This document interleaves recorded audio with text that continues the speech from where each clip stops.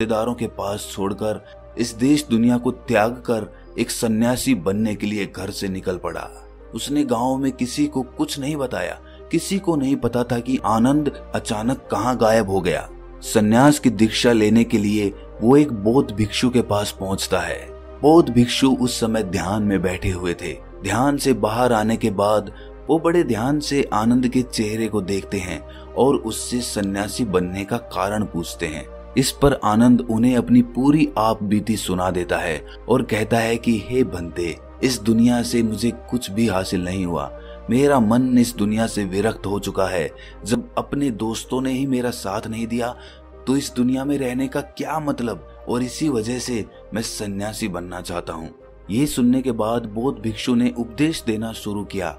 उन्होंने कहा कि याद रखना बंदे, जीवन से विरक्त होकर सन्यासी बनना तुम्हें परम सुख तक कभी नहीं पहुंचा सकता, परमानंद तक कभी नहीं पहुंचा सकता।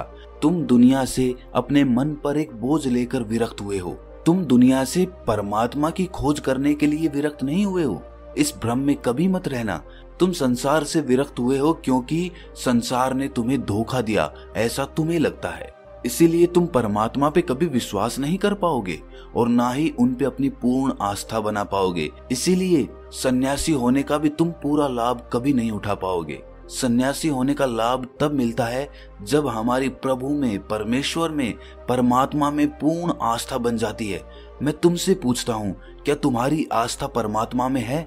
ये सुनकर आनंद कहता है कि हे बंदे, मैं तो दुनिया देख कर आया हूँ कि जो बुरे कर्म करता है वो फलता फूलता है और जो अच्छा काम करता है उसे प्रभु कुछ भी नहीं देता, परमात्मा उसे दुख ही दुख देता है। इसीलिए मैं परमात्मा पे अपनी पूर्ण आस्था कैसे बना सकता हूँ? ये सुनकर उस बौद्ध भिक्षु ने कहा कि यही तो मैं तुम्हें समझाना चाहता हूँ कि तुम पूरी ऊर्जा अपनी सन्यासी जीवन में लगाओ और उसके बाद भी तुम्हें फल प्राप्त ना हो तो तुम्हें कैसा लगेगा। इसीलिए किसी की भी मदद करने के मैं 5 सिद्धांत तुम्हें बताता हूँ। ये 5 सिद्धांत समझकर संसार में वापस लौट जाओ और संसार में एक ग्रस्त जीवन जियो। उसके बाद ही सन्यासी जीवन का उदय होता है, जब हम अपने ग्रस्त जीवन को पूर्ण रूप से समझ लेते हैं और अपनी जिम्मेदारियों का निर्वाह कर देते हैं। ये कहकर बौद्ध भिक्षु ने कहना शुरू किया कि जब भी तुम किसी की सहायता करते हो, किसी की मदद करते हो, तो उसमें सबसे पहली बात, सबसे पहला सिद्धांत जो ध्यान में रखने का होता है वो होता है कि किसी की मदद करते वक्त, किसी की सहायता करते वक्त कभी भी उससे उम्मीद मत रखना। ये मत सोचना कि आज मैंने इसकी सहायता कर दी, मदद कर दी, तो कल बदले में ये भी मेरी सहायता करेगा, मेरी मदद करेगा। अगर तुम ऐसा सोचोगे तो तुम्हें जीवन में दुखों का सामना करना ही पड़ेगा, क्योंकि एक नहीं तो दूसरा या दूसरा नहीं तो तीसरा कोई ना कोई तुम्हारी उम्मीद जरूर तोड़ेगा। और वास्तविकता में वो मदद या वो सहायता नहीं होती है, वो हमारे लालच का ही एक रूप होता है। हम उसकी सहायता या मदद निर्भाव तरीके से नहीं कर रहे हैं। हमारे मन में लालच का भाव है, हमारे मन में बदले का भाव है। हम ये सोचकर मदद करते हैं कि इसकी मदद कर देता हूँ तो कल ये मेरे भी मदद करेगा, और यही लालच हमें अक्सर उन लोगों की मदद करने पर विवश करता है जो किसी ना किसी रूप में धनवान होते हैं, क्योंकि हमें लगता है कि कल ये आदमी धन के द्वारा मेरी मदद कर सकता है। और इसीलिए जिस इंसान को वास्तविकता में मदद की आवश्यकता है, हो सकता है वो गरीब हो, लेकिन हमारा मन अपने लालच के वशीभूत होकर उसकी मदद कभी नहीं करेगा। इसीलिए किसी की मदद और किसी की सहायता करने के अपने विचार को विस्तार दो। केवल एक प्रकार के वर्ग के लिए अपनी सहायता या अपनी मदद पेश मत करना, उस सब के लिए समान होनी चाहिए। जरा सोचो, एक तरफ तुम्हारा मित्र हो जिसके पास धन है, संपदा है, और दूसरी तरफ कोई गरीब औरत हो जो भूखी बैठी हुई है।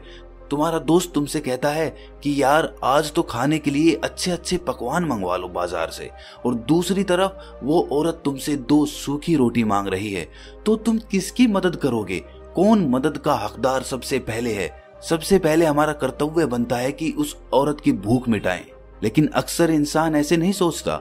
वो अपने दोस्त को तो खिला देगा, उसको तो बाजार से बहुत महंगी वस्तु मंगा के दे देगा, लेकिन किसी गरीब को उसकी भूख मिटाने के लिए पैसा या धन नहीं देगा। दूसरी बात जो ख्याल में रखने की है वो ये कि सहायता करते वक्त हमारा लालच कभी भी उसके साथ नहीं जुड़ना चाहिए। अक्सर हम जब किसी की मदद करते हैं तो हमारा लालच और हमारा स्वार्थ ही उसके साथ जुड़ा होता है और हम अपनी भविष्य की योजना तैयार करके उस आदमी की मदद करते हैं। हम ये सोचते हैं कि अगर मैं इसका ये काम करूंगा तो भविष्य में ये आदमी मेरा वो काम पूरा कर देगा, और वो सहायता, वो मदद बिल्कुल भी परमात्मा के द्वार को नहीं खटखटाती, क्योंकि वो लालच है। जाहिर है आप अपने आप को धोखा देने के लिए अपने लालच को एक सहायता, एक मदद का रूप दे रहे हैं। तीसरी बात जो ख्याल रखने की है वो ये कि अपने सामर्थ्य के हिसाब से दूसरे की मदद करो। कभी भी एक ग्रस्त आदमी को किसी की इतनी सहायता नहीं करनी चाहिए जिससे कि उसका परिवार और उसके बच्चे कष्ट में जीवन बिताएं। सबसे पहला फर्ज हमारा होता है अपने परिवार को सुखी रखना, उनकी जरूरतें पूरी करना, और उसके बाद दूसरों की मदद करना आता है।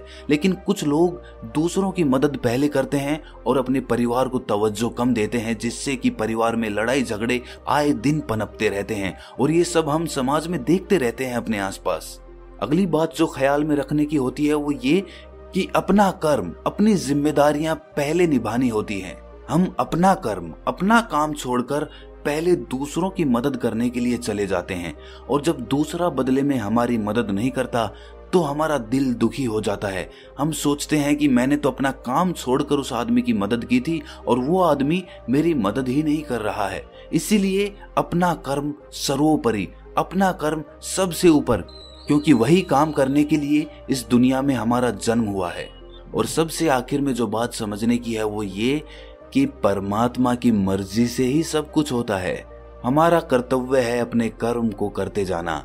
करनी धरनी तो ऊपर वाले के हाथ में है, इसीलिए जो कुछ भी होता है सब ऊपर वाले पे छोड़ दो। अगर तुम्हें कोई धोखा भी देता है तो ये समझ के चलो कि वो सब ऊपर वाले की करनी होती है।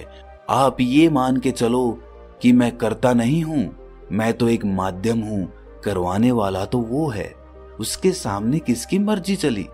जब ये आस्था, ये विश्वास हमारे मन में पनपने लगता है तो हमारी सारी शिकायतें दूर हो जाती हैं, क्योंकि इस दुनिया में जो भी होता है अच्छे के लिए होता है, जो भी हो रहा है अच्छे के लिए हो रहा है, और जो भी होगा अच्छा ही होगा।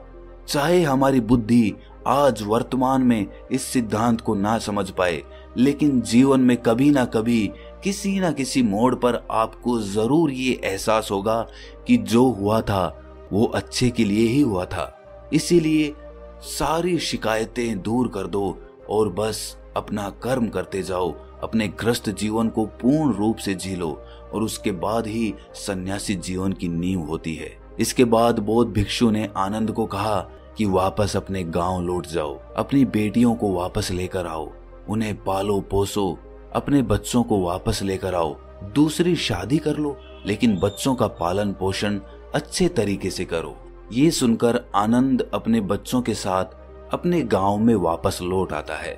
गांव में किसी को खबर नहीं थी कि आनंद कहां पर गया हुआ था और वो क्या ज्ञान लेकर वापस लौटा है। लेकिन अगले दिन सुबह सुबह गांव वालों ने आनंद के चेहरे पर एक अलग ही आनंद, एक अलग ही आभा पाई। तो दोस्तों, कैसी लगी आपको ये कहानी कमेंट सेक्शन में जरूर बताना, और अच्छी लगी तो इस चैनल को सब्सक्राइब जरूर कर लेना। तो मिलते हैं अगली कहानी में, तब तक के लिए अपना ख्याल रखें।